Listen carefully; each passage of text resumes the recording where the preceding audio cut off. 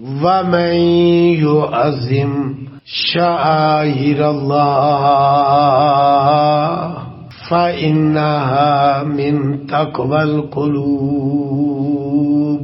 اللہ رب العزت نے قرآن کریم میں بہت ساری چیزوں کے متعلق شعائر اللہ کا لفظ ارشاد فرمایا ہے۔ سب سے پہلے یہ وضاحت کر دوں، لفظ شاعر شعیرتن کی جمع ہے، جس کا اصل لغوی معنی علامت اور نشانی ہے۔ اللہ رب العزت نے قرآن کریم میں صفا مروہ کو بھی شعائر اللہ کا نام دیا ہے۔ سورۃ البقرہ 2 پارہ، ان الصفا والمروۃ من شعائر اللہ۔ اسی طرح سورۃ الحج میں اللہ رب العزت نے قربانی کے جانوروں کو شعائر اللہ کا نام دیا ہے۔ والبدن جعلناها لکم من شعائر اللہ، فرمایا قربانی کے بڑے بڑے جانوروں کو، یعنی بطور خاص اونٹ کو، گائے کو ہم نے شعائر اللہ میں سے بنایا ہے۔ 2 مقامات جو میں نے عرض کیے ہیں، دونوں میں انداز اور اسلوب یہ ہے، ان الصفا والمروۃ من شعائر اللہ والبدن جعلناها لکم من شعائر اللہ، جس سے پتہ چلتا ہے کہ شعائر اللہ بہت ساری چیزیں ہیں، صرف صفا مروہ شعائر اللہ میں سے نہیں، صرف قربانی کے بڑے بڑے جانور ہی شعائر اللہ میں سے نہیں، بہت ساری چیزیں ہیں جنہیں اللہ تعالیٰ نے شعائر اللہ کہا ہے۔ پتہ یہ چلتا ہے کہ دین کی زبان میں، شریعت کی اصطلاح میں جو چیزیں اللہ کی توحید کی، اللہ کے دین کی، اللہ کی شریعت کی نشانیاں ہیں، علامتیں ہیں، وہ ساری شعائر اللہ میں سے ہے۔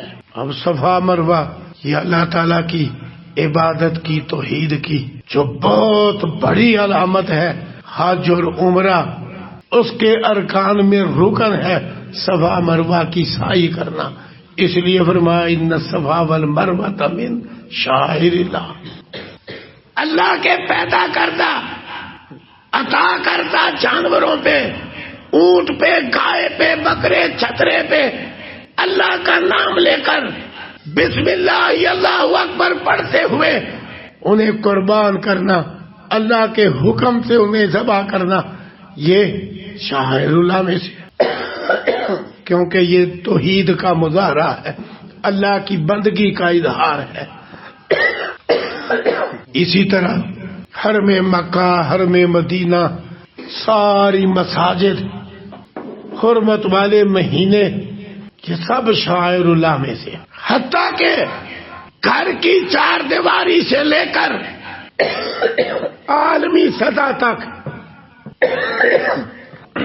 تمام امور زندگی کے حوالے سے اللہ تعالیٰ کے جو احکامات، رسول اللہ صلی اللہ علیہ وسلم کے جو ارشادات، قال اللہ قال رسول اللہ صلی اللہ علیہ وسلم کی شکل میں قرآن کریم میں اور کتب حدیث میں درج ہے، وہ بھی شاعر اللہ ہے۔ آج کے درس میں یہ جو میں نے آخری مطلب عرض کیا ہے نا، اس پر بات ہوگی انشاءاللہ۔ ان احکامات میں سے جو زیادہ پر زور پر تاکید ہے، انہیں اللہ تعالیٰ نے شاعر اللہ کے ساتھ ساتھ حدود اللہ کا بھی نام دیا ہے۔ آپ سورہ بقرہ پڑھیں، نکاح کے، طلاق کے، عدت کے، خلع کے جتنے اہم ترین مسائل ہیں، احکام ہیں، کیونکہ انتہائی ضروری ہے، انتہائی پر تاکید ہے، اللہ تعالیٰ نے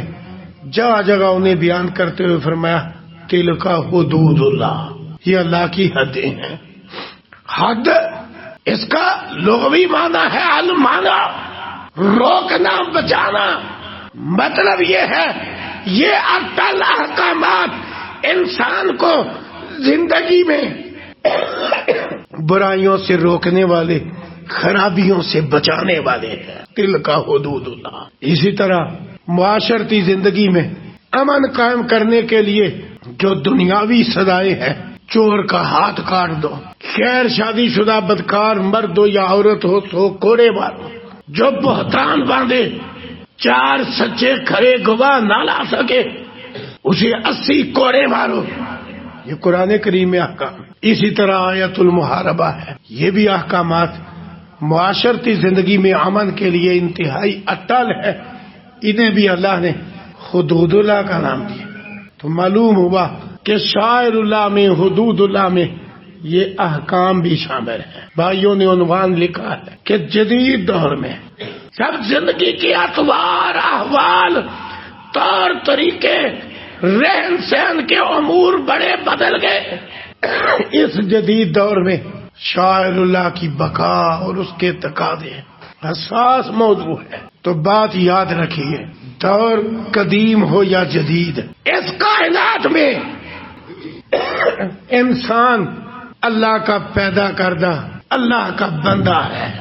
دنیاوی میدان میں آپ دیکھیں، جس کمپنی نے یہ گھڑی بنائی ہے، ہدایات بھی وہی جاری کرے گی کہ اتنے سائز کا سیل ڈالو اور اتنی اس کے اندر پاور ہو وہ ڈالو. اگر آپ کمپنی کے ضابطے کی خلاف ورزی کریں گے اکڑتے ہوئے، جس طرح آج کئی لوگوں نے موٹر سائیکل کے پیچھے لکھ دیا ہوا ہے ہم کوئی کسی کے غلام ہیں، کسی کی بات مانے. عجیب اکڑ، غرور، تکبر معاشرے میں غالب ہوتا جا رہا.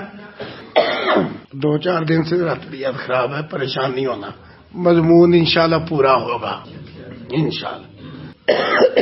کیوں جی، بات سمجھ میں آئی؟ اب کوئی کہے نہیں ان کے مطابق سیل ڈالو تو 6 مہینے گزرے گا، سال گزرے گا، میں ذرا زیادہ پاور کا سیل داخل کرتا ہوں تو پھر گھڑی 6 مہینے بھی چلے گی. کیوں جی کہ چلے گی؟ خراب ہو جائے گی، پرزے جل جائیں گے. اور اگر کہ بڑے سائز کا داخل کرو، زیادہ وقت نکالے گا تو دکیشائی سے داخل کرے گا تو مشین ٹوٹ جائے گی. خراب کیا، ٹوٹ ہی جائے گی. بنائی کمپنی نے، اس نہیں بدلانا ہے، آپ نے عمل کرنا ہی کرنا ہے. موٹر سائیکل جنہوں نے بنائی ہدایات بھی انہوں نے جاری کرنا ہے اور آپ کو پابندی کرنا پڑتا. آپ ٹینکی میں پیٹرول کی بجائے کوئی اور آئل ڈال لیں جو پیٹرول سے 2-3 گنا مہنگا ہو، عمدہ ہو.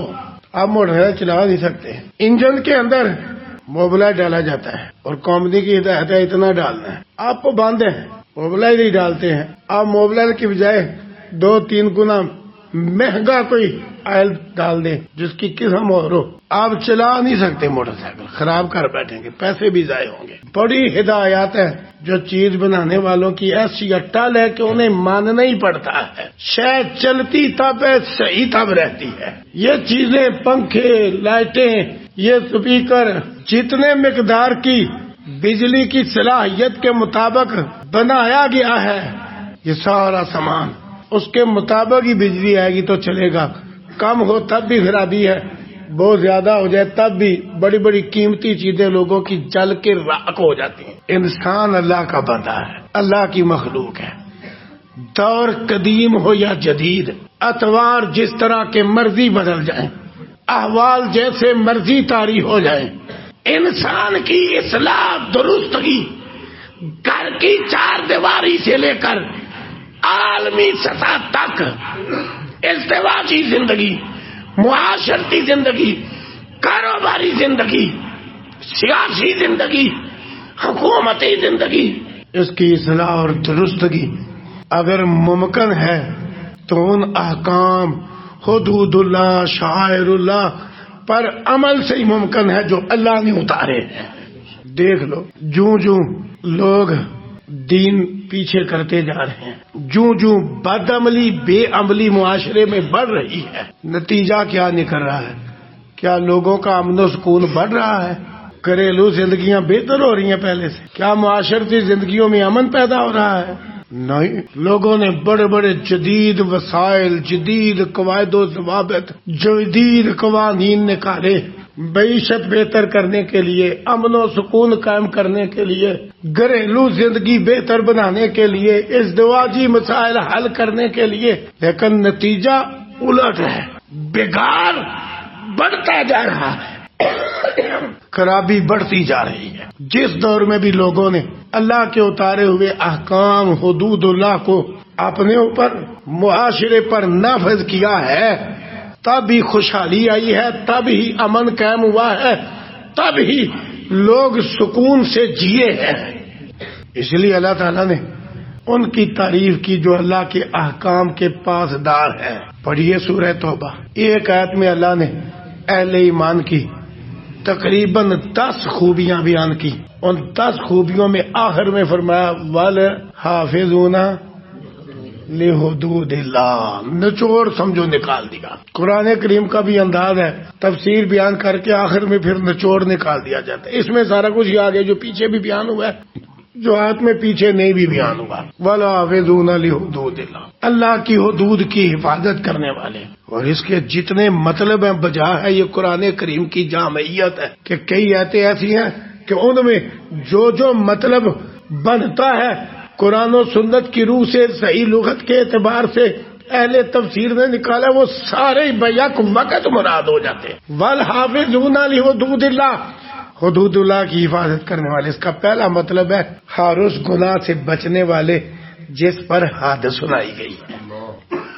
واقعتاً جو پیچھے خوبیاں بیان ہوئی ہیں، ایسے بندے پورا زور مارتے ہیں کہ حد والا کام نہ ہو۔ وَالْحَافِظُونَ لِحُدُودِ اللَّهِ کا ایک معنی یہ، حتیٰ کہ جس کے اندر خیر ہو، اگر شیطان کے دباؤ سے، خحش کے غلبے سے، غصے کے جوش سے حد والا کام اس سے ہو ہی جائے تو خیر القرون میں کیسا پیارا نقشہ ملتا ہے کہ اس نے بصد خوشی اپنے آپ کو پیش کر دیا ہے۔ انی اصبت حدا فاقمہ علیہ، اللہ اکبر، ہو گیا تو اس نے حد لگوا لی ہے، خوشی سے قبول کر دی ہے۔ تو انعام بھی کیسا ملا ہے؟ وہ عورت جس نے حد خوش دلی سے قبول کی، جب اسے رجم کیا جا رہا ہے، اللہ اکبر، اس کا اس حالت میں خون حضرت خالد بن ولید رضی اللہ عنہ کے کپڑوں پہ پڑا، کچھ سخت الفاظ کہہ دیے۔ رسول اللہ صلی اللہ علیہ وسلم نے فرمایا اور کیوں ایسی بات کرتے ہو اس کے متعلق کہ جب اس سے غلطی تو ہوئی لیکن اس نے خوش دلی سے اللہ کی حد کو قبول کر دیا۔ لقد تابت توبۃ، اس نے تو ایسی عظیم الشان توبہ کی ہے، اللہ اکبر، ایسی عظیم الشان توبہ۔ ایک روایت میں 70 افراد کے الفاظ ہیں، 70 افراد پہ بانٹی جائے تو وہ بخشے جائے، اللہ اکبر۔ یہ ہے وَالْحَافِظُونَ لِحُدُودِ اللَّهِ، یا تو بچ کے رہے، اگر ارتکاب ہو گیا تو کہا دنیا میں پاک کر دو، آگے صدا کی ہمت نہیں۔ دوسرا مطلب وَالْحَافِظُونَ لِحُدُودِ اللَّهِ، اللہ اکبر، کہ اللہ کی حدوں کو قائم کرنے والے، کہ جہاں ان کی استطاعت ہے، اللہ نے انہیں اقتدار دے دیا ہے زمین کے کسی ٹکڑے پہ، وہ اللہ کی حدود کو نافذ کرتے ہیں وہاں۔ وَالْحَافِظُونَ لِحُدُودِ اللَّهِ، رسول اللہ صلی اللہ علیہ وسلم نے بھی اس کا عملی نمونہ پیش فرمایا، خلفائے راشدین نے بھی نمونہ پیش فرمایا، رسول اللہ صلی اللہ علیہ وسلم نے بھی وقتی لچک برداشت نہیں کی۔ کتنا معروف واقعہ ہے جب بنو مخزوم قبیلے کی عورت نے چوری کی، اسامہ رضی اللہ عنہ جیسے چہتے صحابی کی سفارش آپ کو برداشت نہیں ہوئی، آپ غصے میں آ گئے اور فرمایا اسامہ اتشبع فی حد من حدود اللہ، اللہ کی حدود میں سے ایک حد کے بارے سفارش کرنے آ گیا ہے۔ آپ نے فرمایا یہ تو بنو مخزوم کی عورت ہے، باقاعدہ بعض روایات میں ہے کہ اس کا نام بھی فاطمہ تھا اتفاق سے۔ آپ نے فرمایا وہ بنو مخزوم کی عورت ہے فاطمہ ہے۔ لو ان فاطمہ بنت محمد سرقت لقطعت یدها، اگر محمد کی بیٹی فاطمہ چوری کرتی میں اس کا بھی ہاتھ کاٹتا، صلی اللہ علیہ وسلم۔ وَالْحَافِظُونَ لِحُدُودِ اللَّهِ کا یہ معنی بھی نافذ کرنے والے، اور رسول اللہ صلی اللہ علیہ وسلم نے نافذ کر کے دکھلایا۔ یہ جتنی حدود ہے اور حدود کی ہی برکت ہے کہ اکا دکا واقع پیش۔ کتنے لوگ نرسم کے زمانے میں بدکاری کی وجہ سے رجم ہوئے، کتنوں کو 100 کوڑے لگے، بالکل گنے جانے والے واقعات، کتنے چوروں کا ہاتھ کاٹا گیا۔ برکت ہی اسلام میں اتنی ہے کہ انسان درست ہو جاتا ہے۔ کیوں؟ انسان اللہ کا بندہ ہے، یہ اسی قانون سے صحیح ہوگا جو اللہ کا اتارا ہوا ہے۔ جو حدود اللہ ہے، جو شاعر اللہ، یہ انہی سے صحیح ہوگا. یہ اللہ کا بندہ، اللہ کی مخلوق ہے، اس کو اللہ نے بنایا اور کسی طریقے سے نہیں صحیح ہوگا. اسی طرح خلفاء کے دور میں کتنے لوگوں کے ہاتھ کٹے، کتنے بدکار رجم ہوئے، کتنے لوگوں کو شراب کی حد لگی، بڑے محدود سے واقعات، ضرورت ہی نہیں پھر پڑتی. رسول اللہ صلی اللہ علیہ وسلم نے فرمایا، مسند احمد میں حدیث، آپ نے فرمایا کسی علاقے میں اللہ کی نافذ کردہ سزاؤں میں سے ایک سزا کو، حدود میں سے ایک حد کو نافذ کرنا اس علاقے میں 40 دنوں کی بارش سے زیادہ بہتر ہے. اتنی برکت. والحافظون لحدود اللہ. تیسرا مطلب والحافظون لحدود اللہ، اللہ اکبر، کہ حدود اللہ کو صحیح نافذ کرنے والے. کئی لوگ نافذ تو کر دیتے ہیں لیکن کسی کو لگائی کسی کو نہ لگائی.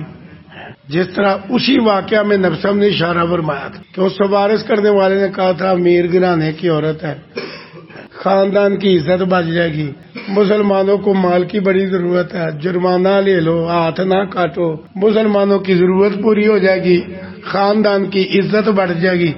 آپ نے خطبہ دیا جہاں حضرت اسامہ کو جھڑکا اور ساتھ حدود اللہ کی اہمیت سمجھائی، وہاں خطبہ دیا.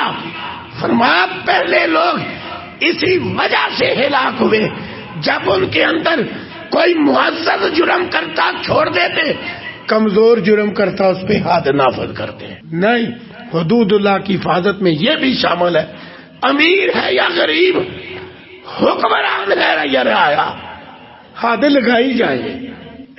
بہرحال عصر حاضر میں، عصر جدید میں جو گھر کی چار دیواری سے لے کر تمام شعبہ جاتے زندگی میں فساد برپا ہے، تو ہی بڑی وجہ ہے کہ وہ احکام جن پہ عمل کرنا ہر گھر میں ہر بندے کے دائرہ اختیار میں تھا، انہیں بھی عملاً چھوڑ دیا گیا.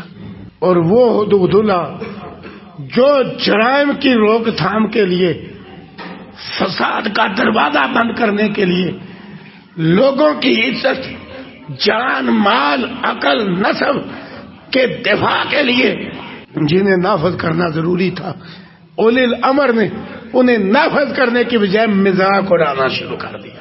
وہ کافر تو کافر، وہ مذاق اڑائے تو دکھ نہیں، کافر ہے، اس کا تو کام ہی ہے، پتہ ہے کافر ہے. کلمہ پڑھنے والا حدود اللہ کو نافذ کرنے کی بجائے مذاق اڑائے. کیا ہمارے ملک کی تاریخ میں واقعات موجود نہیں؟ کون نہیں جانتا؟ کچھ لوگ بھول بھی بڑی جاتے ہیں کہ ہمارے اولی الامر میں سے ایک تھا جس نے کہا، کہتے ہیں چور کا ہاتھ کاٹو، چور کا ہاتھ کاٹو تو ملک ٹوٹا کروا لوں. یعنی اس کے نزدیک سارا ملک چوروں کا ہے. کیوں؟ اس کا مطلب تو پھر یہ ہوا کہ وہ سمجھتا سارے چور ہے، ملک ٹوٹا کروا. صرف خرابی کی چاری آج یہ ہے. دیکھ لو جس طرح کا قانون پرانے، موجودہ، درمیان والے اولی الامر اپنی رائے سے بناتے ہیں، وہ پوری قوت سے نافذ کروا لیتے ہیں. دیکھو سارے بورڈ شہروں کے نیلے ہو گئے، تجاوزات ختم ہو گئی. اور پھر المیہ یہ ہے کہ برکت کیوں نہیں ہوتی، خیر کیوں نہیں ہوتی؟ وہی دوہرا پن ہے. کتنے لوگ ہیں انہیں تمہارے ہی محکموں نے باقاعدہ ان تجاوزات کے کاغذ دیے ہوئے ہیں، ان بیچاروں کے پاس رجسٹریاں ہیں، اندراج ہے، صحیح کاغذات ہیں، ان پہ مہریں لگی ہوئی ہیں، پٹوار خانے کی مہریں لگی ہوئی ہیں، سارا کچھ ہے. ان کو کسی نے نہیں پوچھا. ایسے ایسے لوگوں کی وہ تجاوزات گرائیں گی جن میں بیچاروں نے کروڑوں روپیہ لگایا تھا اور وہ اپنی جگہ صحیح تھے، انہوں نے صحیح پیسے دے کے خریدی ہی تھی جگہ، ان کے پاس کاغذات ہیں، رجسٹری ہے، سارا کچھ. کسی نے کچھ نہیں دیکھا. ہمارے تلک والوں کے واقعات ہیں، کوئی نہیں دیکھا، پھیرو بولو. وہ کاغذات والوں کو کسی نے نہیں پوچھا کیوں وہ سرکاری ہیں. یہی تو خرابی ہے، برکت نہیں ہوتی. غریب آدمی بیچارہ کلٹس پہ، مہران پہ، وہ ایسی کار پہ جسے لوگ سابرنا جی کہتے ہیں، جا رہا ہے، اس کو روک کے ساری عورتیں سواریاں، بوڑھے بزرگ ادھر نیچے، ان کے وہ نیچے کار پر تک جھار جھار کے دیکھنا ہے، ڈکی پہ لیٹے مار بھر کے دیکھنا ہے، وہ ڈرائیور کی سیٹ کے نیچے دیکھنا ہے.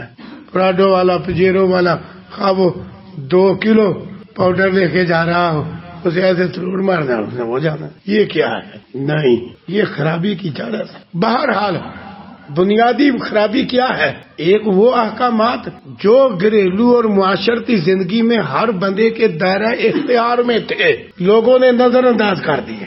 مثلا 6 سال شادی کی تیاریاں ہوتی ہیں، کہیں 2 سال، بڑی دور سے لوگ شروع ہوتے ہیں، لیکن کوئی ہے شوہر کہ جس کی شادی قریب ہو تو وہ مولانا ابو سفیان حفظہ اللہ کے پاس آ جائے اور آگے کہے جناب روزانہ کے صرف کسی نماز کے بعد 10 منٹ دے دو، آخر میں شادی کروا رہا ہوں تو مجھے پتا تو چلے میرے ذمہ بیوی کے کیا احکامات ہیں. ہے کوئی جی؟ میرے پاس تو کبھی کوئی نہیں آیا. آپ کے پاس آیا تو آپ ضرور بتلائیں. کیوں مولانا ایوب صاحب کیوں جی آپ کے پاس 10 منٹ ٹائم دو روز کے، ہفتہ 10 دن 12 دن. کیوں جی مولانا ساکو مدیر صاحب مشرف کتنے سارے علماء بھی یہاں موجود.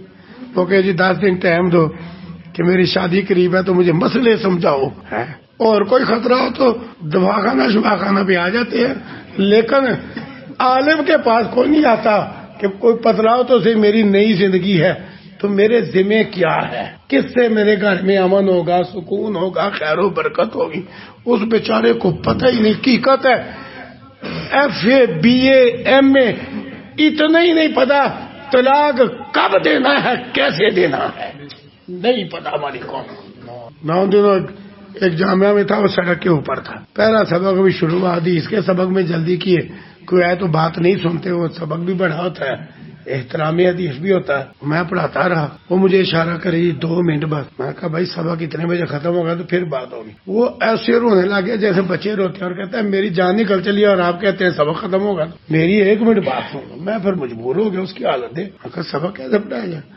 میں نے کتاب بند کر دی. میں کہا جی آؤ 2 منٹ. کہتا ہے جی بات سے نئی شادی ہوئی ہے، مجھے تو بیوی سے محبت ہی بڑی ہے، پر بس ذرا تلخی ہو گیا کسی بات پر تو میں نے اسے طلاق دے دیا. مجھے تو یہی پتا تھا کہ طلاق بس کوئی بیوی کو سیدھا کرنے کے لیے جھڑک ڈالتی ہے. میں نے پوچھا کتنا پڑھے ہو؟ کہتے پڑھا تو میں BSc ہوں. تو میں کہ یہ بھی ابھی تک پتا طلاق کیا ہوتی. تو دنیاوی علوم کہاں، کہنے والے تو کہہ دیا نا یہ مدارس جہالت کی فیکٹریاں. نہیں، جو تم نے جال بچھایا ہوا نا نام علم کا، جہالت کی فیکٹریاں وہ ہے جہاں ڈبل MA والے کو بھی نہیں پتا بیچارے کو کہ طلاق کیا ہے اور بیوی کے میرے ذمہ کیا حقوق ہے. ہمارے بلوغ رام کے طالب علم کو بھی پتا ہے. انشاءاللہ دوسری میں پڑھاتے ہیں بلوغ رام. ہمارے بلوغ رام کے طالب علم کو پتا ہے طلاق کیسے دینی ہے، نکاح کے کیا احکامات ہیں، کیا معاملات ہیں، اولاد کے کیا حقوق ہیں، اولاد کے ذمہ ماں باپ کے کیا ہے. بہرحال میں نے ایک دفعہ دعوے سے کہا تھا کہ MA تک کا نصاب ایک طرف، ہمارے مدارس میں پڑھائی جانے والی جن دونوں بات کی نا وہ کرنے والے نے، میں نے ان دنوں جمعے میں کہا، میں کہ وہ MA تک کا سارا نصاب ایک طرف، ہمارے مدارس میں پڑھائی جانے والی حدیث کی کتاب بلوغ المرام ایک طرف. اس بلوغ المرام کے اندر جو دینی دنیاوی، میں کہ دین یہ سمجھتے صرف دین ہے، میں کہ دین کی اندر دنیا کا اتنا علم ہے ان بیچاروں کو پتہ ہی نہیں. یہ کہتے ہیں مدارس میں ساتھ دنیاوی پڑھاؤ. جتنا دینی اور دنیاوی علم بلوغ المرام میں ہے نا تمہارے 16 سالہ نصاب میں نہیں. یہ کی عقائد، عبادات، اخلاقیات، لال و رام، کاروبار کیسے کرنا ہے، مزدوری کیسے کرنا ہے، شوہر کے ذمہ کیا، بیوی کے ذمہ کیا. حتیٰ کہ اللہ کے نبی جا رہے ہیں، ایک بندہ کھال اتار رہا ہے، اس سے مشکل سے کھال اتاری جا رہی ہے. آپ اور بتا پیچھے ہٹے، میں تجھے بتلاؤں کھال کیسے اتارتے. آپ نے ایسے کر کے ایسے ہاتھ کر کے ایسے 2 منٹ لگیں گے. آپ نے اتنے دنیاوی امور میں طب حکمت کا ذخیرہ کتب حدیث کے اندر موجود ہے. اہم ترین دنیاوی علم ہے علاج معالجہ. ان بیچاروں کو پتہ ہی نہیں. بہرحال میں نے اس کو کہا تو کہتا مجھے کسی نے بتایا تو کہ میں نے بولی بھی 3 ہے، طلاق. تو میں تو سمجھتا تھا یہ جھڑک ڈانٹی ہوتی ہے. تو مجھے بیوی نے بتلایا کہ آپ نے یہ کیا بول دیا. میں نے کہا طلاق بولی. میں نے کہا تو اب پھر پیچھے ہٹ جاؤ، اب آپ ادھر میں ادھر. وہ کیا مطلب؟ کہتا ہے مجھے طلاق جو گئی ہے، اب میں آپ کی بیوی نہیں ہوں. کہتا ہے مجھے تو جان کا خطرہ پڑ گیا کہ اتنا محبت اتنا پیار تو بنا گیا ہے. تو کوئی میں ادھر گیا ہوں تو انہوں نے کہا کہ 3 ہو گئی ہیں، اللہ لگ رہا ہو. پھر یہ بھی بڑا چکر ہے. تو میں اس لیے آپ کے پاس آیا ہوں کہ حال بتلاؤ. میں کہا چلو وہ چکر غلط ہے جو بھی ہے، مسئلہ اس کو سمجھایا اس کو ساتھ. پھر میں نے 5 منٹ لگائے. میں کہا بھائی شادی جو ہے اور آپ نے کوتر تو کھیکن کی ہیں، ذرا نکاح کے مسائل بھی سیکھو نا. یہ حقیقت ہے، اچھے بھلے بندے کو نہیں پتا طلاق کہتے ہیں. کہا جاتا ہے نہیں 3 پوری کرنی ہے، ہر طور میں 1 طلاق بھیجنی ہے جی، ورکے 3 پورے کرنے ہیں، کام ختم کرنے. بالکل غلط ہے. یہ 3 موقع تھے جن کو ہم نے مذاق بنا دیا ہے. آدمی اکٹھا 3 بولے گناہ گار ہے. نبی صلی اللہ علیہ وسلم نے اتنے سخت الفاظ تک کہہ دیے تھے، فرمایا جب آپ کو کسی کے بارے بتلایا گیا اس سے اکٹھی 3 طلاقیں بولی ہیں، آپ نے فرمایا تھا آجول ابو بھی کتاب اللہ وانا بین حضورکم، کیا اللہ کی کتاب کا مذاق اڑایا جائے گا؟ ابھی میں تمہارے درمیان موجود ہوں. ذرا بات ذرا کاش قرآن اور حدیث سے رسول اللہ صلی اللہ علیہ وسلم کا قولی عملی نمونہ پڑا ہوتا. اللہ اکبر، سمجھ آتی کہ طلاق کا مرحلہ کہاں جا کے ہے. اور شریعت نے اتنی رکاوٹیں ڈالی ہیں. ناپاکی کے دن نہ ہوں، اب یہ انتظار کرے گا کہ پاکیزگی آئے، پھر پاکیزگی کے وہ دن ہوں جن میں قریب نہیں گیا، گواہ بنائے. یہ رکاوٹیں طلاق کی راہ میں کہ پاکیزگی کے انتظار تھا، غصہ ختم ہو جائے گا. گواہ لائے گا تو ہو سکتا ہے گواہی روک دے کہ کیا کرنے لگا تو. سبحان اللہ، کیا احکامات ہے شریعت. لیکن میرے بیچارے کو پتہ ہی نہیں کہاں یہ لفظ بولنا کہاں نہیں بولنا. تاکہ ہمارے اس جدید دور میں جس کو علم کا دور کہا جاتا ہے، میری بات میں مبالغہ نہیں، 10 گرانے ایسے ہیں بلکہ 20 کہ کتنے بار طلاقیں دی ہوئی ہیں اور اسی طرح کٹھے ہی رہے جا رہے ہیں. نہ کبھی گواہ بنایا نہ کوئی لگ پڑ گئی، وہ بس وہ طلاقیں دے کے رجوع کر کے طلاق. وہ بالکل وہ جاہلیت جو اولا تھی نا، یہ جاہلیت جدیدہ حقیقت ہے کئی امور میں اس سے بھی ابتر ہے. میں نے جاہلیت جدیدہ کہتا ہوں. دین جو نکل گیا آپ سے، اس وقت تو دین تھا ہی نہیں نا ان کا، تو پھر ادھر تھا کہ کوئی آسمانی دین مفہوم ہی نہیں تھا. اب تو قیامت تک دین مفہوم ہے، پر ہم نہیں پڑھتے، نہ سنتے ہیں، نہ سیکھتے ہیں، نہ پوچھتے ہیں. سارے کھیکن کیے جاتے ہیں. نہ کبھی کسی بننے والے شوہر نے سیکھا ہے احکام و مسائل کیا، نہ بننے والی بیوی نے کبھی پوچھا ہے کہ میرے ذمہ شوہر کے کیا احکامات، جس کا نتیجہ کیا ہے. اب کیوں طلاقوں کی شرح بڑھتی جا رہی ہے، خلوں کے کیس بڑھتے جا رہے ہیں. آپ کسی وکیل اور قاضی سے رابطہ تو کر کے دیکھیں، بڑی شرح بڑھتی جا رہی ہے. گھر گھر تو وجہ پتہ ہی نہیں، شوہر کو پتہ ہی نہیں میرے ذمہ کیا ہے. عورتیں تو بیچاری وظیفے پوچھتی پھرتی ہیں کہ شوہر دن کو کاروبار میں، رات کو یا ٹچ پہ تو یا دوستوں میں. بچے جوان ہو رہے ہیں، کوئی پتہ ہی نہیں اس کو کوئی رشتہ دیکھنا ہے، کوئی شادی کرنا ہے. یہ بہت ساری بوڑھی عورتیں بیچاری وظیفے پوچھتی پھر، شوہر بیچارے کو پتہ ہی نہیں میری زندگی میں میرے ذمہ کیا ہے. وہ بیوی ہے تو اس کو نہیں پتا شوہر کے حقوق میرے ذمہ کیا. وہ چند ہزار کی خاطر سارا دن کسی شاپنگ مال کے اوپر گاہکوں سے سارا دن ہنس کے مل سکتی ہے. ہائے ہائے ہائے، یہ حقیقت میں اس کو عزت سمجھ لیا گیا. یہ بدترین ذلت ہے. پرنسپل سے وہ جھڑکیں بھی کھا لیتی ہے چند ہزار کی خاطر. تنخواہیں کتنی ہے یہ پرائیویٹ اداروں میں؟ 2-4 ہزار روپے وہ عورت رکھتے ہیں. کی خود ہے وہ سارا دن اس کی جھڑکیں، وہ کسی فیکٹری کے مالک کی، مل کے مالک کی گالیاں تک وہ کھا لیتی ہے. گاہکوں کو وہ ہنس کے ڈیل کرتی ہے چند ہزار کی خاطر. لیکن وہ جنت لینے کے لیے شوہر کی اطاعت پہ تیار نہیں. کہ نبی صاحب نے فرمایا تھا، بڑے بڑے محققین نے حسن کہا ہے کہ آپ نے فرمایا عورت جب 5 نمازیں پڑھے، رمضان کے روزے رکھے، اپنی شرمگاہ کی حفاظت کرے اور شوہر کی اطاعت کرے تو جنت کے 8 دروازوں میں سے جس سے چاہے گزر کے جنت میں چلی جائے. یہ اطاعت ہی کوئی نہیں. آج وہ اطاعت ہے، آج شاپنگ مال والے کی اطاعت ہے، پرنسپل کی اطاعت ہے، مدیر کی اطاعت ہے، صنعتکار کی جہاں سے 2-4 ہزار مہینے مل جاتا ہے. وہ جنت کے لیے عورت شوہر کی اطاعت، خدمت، احترام، محبت اس پہ تیار ہی نہیں. تو اتنا بڑا حق ہے کہ رسول اللہ صلی اللہ علیہ وسلم نے فرمایا اللہ کے علاوہ کسی اور کو سجدہ جائز ہوتا تو میں عورتوں کو کہتا شوہروں کو سجدہ کریں. تو شوہر ہے تو وہ بھی باہر سارا دن مسکراتا ہے، دوستوں میں ہنستا ہے، وہ گھر میں پاؤں رکھتے ہی ایسے ہے جیسے تم گھر میں آ گیا. یہ کی ہے جیسے تم ہی آ گیا. بڑے گھروں کی یہ پریشانیاں، خود باہر کبھی میرین پہ، کبھی مغل محل میں، کبھی حاجی عبدالغنی کے پاس ہے اعلیٰ قسم کے جناب ناشتے دورانے عشائیے، اور بیوی کہتا ہے کدو شریف سنت ہے. تیرے لیے کون سی سنت ہو؟ اس کو دال کدو پہ رکھا ہوا ہے، کدو شریف سنت ہے، اس کے لیے شریف بھی لگا دیتے ہیں ساتھ. ایک تو ہر طرف شریف ہی لے بیٹھا، عقیدہ کیا، عمل کیا، سیاست کیا، شریف کا لفظ ہی لے بیٹھا. میں بہرحال یہ علیحدہ بدبو ہے، میں سیاسی نہیں ہوں. کدو شریف جب بیوی کی باری ہے تو کدو شریف تو تیرے لیے میرین شریف، تیرے لیے مغل محل شریف. رسول اللہ صلی اللہ علیہ وسلم تو کئی دفعہ جب گھر میں، آج میں نے خطبے میں واقعہ ایسا ہی مسلم ہے کہ کئی دفعہ جب محسوس کرتے کہ میں تو دعوت کھاؤں گا تو بیوی کہاں سے کھائے گی، آپ باقاعدہ کہتے ہیں میزبان کو، صحیح مسلم میں ہے، ہمسایا تھا آپ کا ایک، وہ شوربے والا سالن بڑا اچھا بنا لیتا تھا، اس نے بنایا، آپ کو دعوت دینے آیا، دستک دی، میں آؤ تشریف لاؤ، آپ کھانا کھاؤ میرے پاس۔ آپ نے بتایا عائشہ کو بھی دعوت ہے، وہ کہتے ہیں نہیں، تو آپ کہتے ہیں میں بھی نہیں۔ ہم نے معمولی سمجھا ہے بیوی کو، یہ پیغمبروں کے امام کا اسوہ تو دیکھ، آج کوئی ان چیزوں پہ عمل کر لے تو اس کو اچھا سمجھنے کے بجائے الٹا کہتے ہیں رن مرید ہے۔ ماں باپ نے اپنی زندگی بہترین موج میلے میں گزاری ہوتی ہے، وہ بچے کے بارے رو رو کے بچے کی شادی کیا کیا تو ساڑھا رہا ہی نہیں، یہ کیا ہوا؟ نہیں، نبی صلی اللہ علیہ وسلم کا اسوہ ہے۔ آپ نے فرمایا اس کو، میں نے کہا میں بھی نہیں، وہ گیا واپس چلا گیا، تھوڑی دیر بعد پھر آیا، جی آ جائیں میں نے آپ کے لیے کھانا پکایا۔ آپ پھر کہتے ہیں عائشہ رضی اللہ عنہ کو بھی تھا، وہ پھر کہتے ہیں اس کے بعد محسوس ہوتا ہے انتظام نہیں تھا، کہتے ہیں نہیں، آپ فرماتے ہیں میں بھی نہیں۔ مقصد آپ کا یہ تھا میں تو کھاؤں گا شوربہ سال روٹی، تو یہ بیچاری وہ گی یہ کدھر سے کھائے۔ وہ تیسری بار آیا، کہتا ہے اللہ کے رسول صلی اللہ علیہ وسلم کھانا بنایا، آ جاؤ کھا لو۔ آپ پھر فرماتے ہیں یہ بھی عائشہ بھی آئے، وہ اب کہتے ہیں ہاں وہ بھی آ جائے۔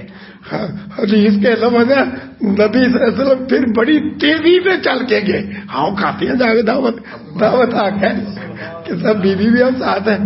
سبحان اللہ، آپ نے تو دعوت میں ضرورت کے تحت ملوث رکھ لیا کہ آخر میں تو کھا لوں گا، پیٹ بھر لوں گا، اور آپ تو یہ تو بیوی ہے، آپ نے تو اسوہ ایسا پیش کیا ہے کہ اجتماعی ماحول میں باقاعدہ دوسروں کو ملوث رکھا جائے جو عام دوسرے ہیں۔ ایک واقعہ یہ بھی سنا دیتا ہوں، معاشرتی زندگی میں بڑا خیال والا پہلو ہے، کیونکہ آج ہماری حالت یہ ہے جس جگہ پر بھی کوئی شاید تقسیم ہے یا ہر بندے نے اپنا پیٹ آگے کیا ہوا، وہ کہتا بس میں پہلے اور زیادہ میں ہی لے جاؤں، میں 4 بار لے جاؤں، دوسرے کو 1 بار بھی نہ ملے۔ احزاب ہے، صحیح البخاری میں لکھا ہے، علماء کرام بھی ایک تعداد میں ہیں۔ حضرت جابر رضی اللہ عنہ دوڑتے ہیں گھر، بیوی سے کہتے ہیں اللہ کے نبی کی حالت صرف بھوک سے زار ہے، میں نے تو آواز کمزور دیکھی ہے، تو آپ خدا کی خدائی کا کام لوگوں کے ساتھ کر رہے ہیں، کوئی ہے؟ کہتے ہیں یہ کوئی 1 سا 2 کلو 100 گرام بنتا ہے، یہ جو ہے اور یہ بکری ہے گھر کی، کہتے ہیں ادھر بکری کر، میں بکری ذبح کر کے گوشت بناتا ہوں، تو اتنے میں یہ جو پیس اور آٹا تیار کر لو جی۔ ادھر بکری تیار ہو کے دیکھتا چولہے پہ چڑھ گیا، ادھر وہ آٹے کے پیرے باندھ گئے۔ اللہ تعالیٰ صحابہ تابعین تبع تابعین، یہ محدثین کے سلسلے، یہ اسناد، اللہ ان پہ رحمت نازل فرمائے، ایک ایک بات ہم تک پہنچ گئی اور کھری سچی پہنچ گئی۔ بیوی کہتی ہے بلا لو، ساتھ کہتی ہے اللہ کے نبی کے کان میں کہنا کہیں یہ نہ وہاں اعلان کر دو تو ہمیں رسوا کرو مہمانوں کے سامنے، چھوٹی سی بکری، ہم وہ گھریلو چھوٹی سی بکری، اور یہ 1 سا جو ہے۔ حضرت جابر سے آگے کہا اسی طرح کان میں جا کے اللہ کے نبی سے، یہ تھوڑا سا سالن ہے، تھوڑا سا آٹا، اس کی روٹیاں پکنے لگی ہیں، تو آپ آ جائیں تو خاص خاص آپ بندے لے آئیں، خاص خاص۔ آپ پوچھتے ہیں ہے کیا؟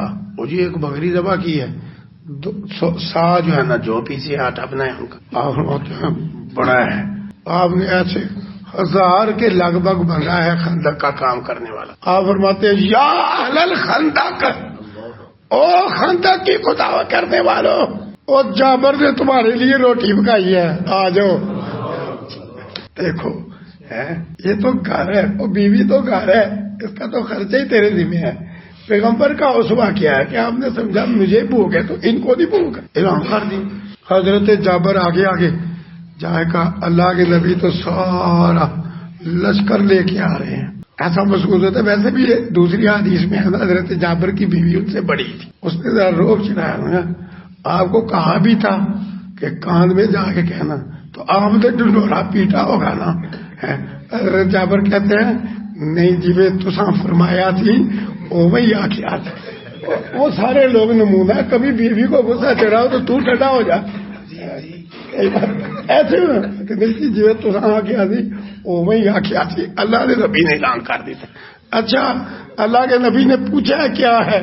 میں نے پوچھا یہ سامان ہے، تو پھر کوئی بات نہیں، پھر بیوی کہتے ہیں پھر کوئی نہیں، آپ کو پتہ ہے نا پھر کوئی نہیں۔ لو جی آپ نے صرف یہ حکم جاری کر دیا کہ میرے آنے تک نہ ہڈیا سے شروع کرنا نہ روٹیاں پکانا شروع. وہ آپ آئے, آپ نے دعائیں کی اور لعا مبارک ڈالا, آٹے میں سالن میں کہا شروع ہو جا.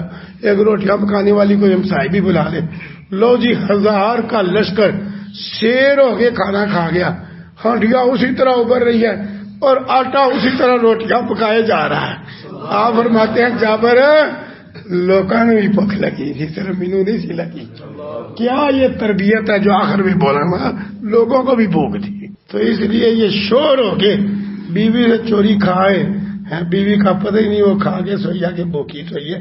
یہ شور کیسا ہے. اللہ کے نبی تو وہ دوسرے ساتھیوں کو نہیں پیچھے چھوڑ دوں, لوگوں کو بھی بھوک لگی. پھر آپ جاتے جاتے کہتے ہیں جابر کام کچھ نہیں ہوا, کھا سب دے دیا, اب تو کھا, تیری بیوی بھی کھائے, ہم سائیوں کو ہدیہ بھی بھیجو. جذبے اچھے ہونا تو برکت ہی بڑی ہو جاتی ہے. یہ حقیقت ہے, ہمارا دل ہی تنگ ہے, ہم جذبے سے ہارے ہوئے ہیں, نیت سے ہم تھکے ہوئے ہیں. تو بہرحال میں یہ عرض کر رہا تھا کہ گھر کی چار دیواری میں جو کچھ ہمارے ذمہ تھا ہم نے اس کو نظر انداز کر دیا. نہ شوہر کو پتا ہے میرے ذمہ کیا ہے, نہ بیوی کو پتا ہے میرے ذمہ, ماں باپ کو نہیں پتا اولاد کے حقوق ہمارے ذمہ کیا ہے. جی ماں باپ سمجھتے بس اولاد کے ذمہ ہمارا حق ہے, ہمارے ذمہ کوئی شے نہیں. اولاد سمجھتی ہے ماں باپ کے ذمہ ہمارا حق ہے, ہمارے ذمہ کوئی شے نہیں. اپنے اپنے حق کی جنگ چھڑی ہوئی ہے, فساد برپا ہے. نہیں, شاعر اللہ کا حیا کرو, حدود اللہ کا احترام کرو, اللہ کے احکامات کی پابندی کرو. انشاءاللہ گھر کی چار دیواری سے لے کے عالمی سطح تک عزت ملے گی انشاءاللہ. کیا نمونہ موجود نہیں؟ جب یہ گھروں میں بھی سارا کچھ ہوا, حکومتی سطح پہ جو ذمہ داری تھی وہ بھی پوری ہوئی, تو پڑھو تو صحیح رسول اللہ علیہ وسلم کا دور, پھر خلفاء کا دور, کیسے ساری پیشگوئیاں پوری ہوئی. امن بھی اتنا ہو گیا کہ آپ کی پیشگوئی پوری ہوئی ہے. یہ جدید ترقی یافتہ ممالک سر پکڑے ہوئے ہیں کہ امن کوئی نہیں. وسائل اتنے ہیں, کیمرے فٹ ہے, تیز ترین انتظامیہ ہے, لمبے چوڑے وسائل ہیں, اس کے باوجود قتل و غارت کے بازار گرم ہیں. بے سکونی اتنی, لوگ زہر کھا کے خودکشی کر کے مر رہے ہیں. ادھر کیا ہے؟ وہ پیشگوئی بھی پوری ہو گئی. وہ اکیلی عورت امن کے ساتھ کعبے کا طواف کر گئی, وہ پیشگوئی بھی پوری ہو گئی. اللہ اکبر کہ کسرا کے خزانے فتح کر دیے گئے, وہ پیشگوئی بھی پوری ہو گئی کہ آدمی زکات کی اشرویاں لے کے نکلے گا, دروازے پہ جائے گا, کوئی وصول کرنے والا نہیں ہوگا, سارے زکات دینے والے بن جائیں گے. یہ سارا کچھ شاعر اللہ, حدود اللہ, ان کے اوپر عمل سے ہوا. اس لیے ہمیں بھی چاہیے ہم دین کی طرف آ جائیں, اللہ کے احکامات کی طرف آ جائیں, اللہ کی شریعت کی طرف آ جائیں. اسی کے اندر گھریلو زندگی میں امن ہے, اسی میں کاروباری زندگی کے اندر خیر و برکت ہے, اسی کے اندر معاشرتی زندگی میں سکون ہے, اسی کے اندر ملک محفوظ ہے, اسی کے اندر ریاستیں محفوظ ہیں. اللہ تعالی ہمیں سمجھ کے عمل کی توفیق عطا فرمائے. جن بھائیوں نے یہ سلسلہ پروگرام کا چلایا ہوا ہے, اللہ تعالیٰ ان کی محنت, کوشش, کاوش قبول فرمائے. سننے والوں کا سننا قبول فرمائے, سنانے والوں کا سنانا قبول فرمائے. جو مختلف علماء کرام بھی بڑی چاہت, محبت اور شوق